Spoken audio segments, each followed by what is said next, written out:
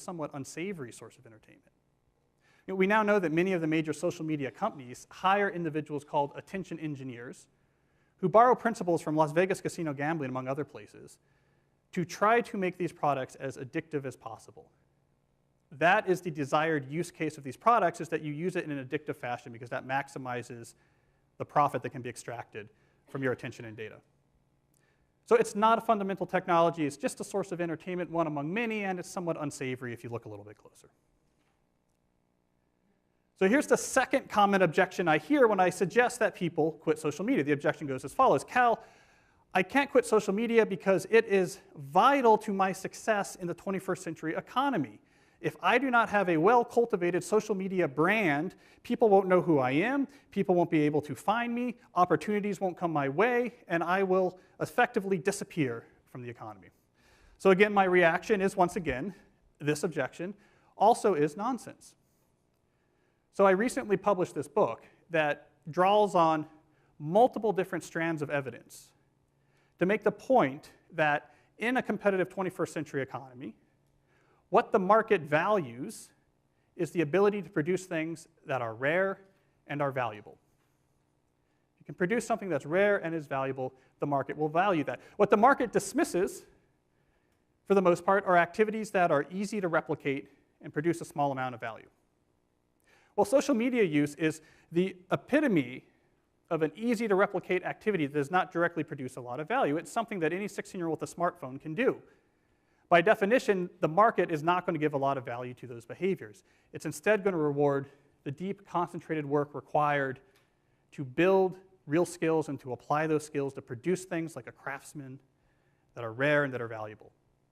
To put it another way, if you can write an elegant algorithm, if you can write a legal brief that can change a case, if you can write 1,000 words of prose that's going to fixate a reader right to the end, if you can look at a sea of ambiguous data and apply statistics and pull out insights that could transform a whole business strategy, if you can do these type of activities which require deep work that produce outcomes that are rare and valuable, people will find you.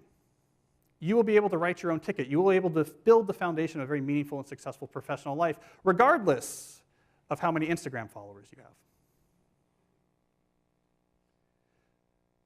So this is the third common objection I hear when I suggest to people that they quit social media. And in some sense, I think it might be one of the most important.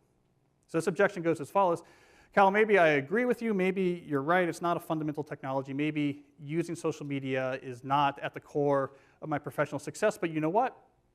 It's harmless. I have some fun on it. Weird Twitter is funny. I don't even really use it that much. I'm a first adopter. It's just kind of interesting to try it out. And maybe I might miss out on something if I don't use it. What's the harm? So again, I look back and I say, this objection also is nonsense.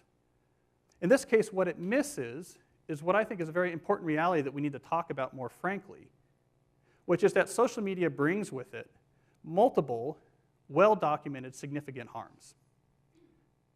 And we actually have to confront these harms head-on when trying to make decisions about whether or not we embrace this technology and let it into our lives. So one of these harms that we know this technology brings has to do with your professional success. So I just argued before that the ability to focus intensely to produce things that are rare and valuable, to hone skills that the marketplace values, that this is what's going to matter in our economy. But right before that, I argued that social media tools are designed to be addictive. The actual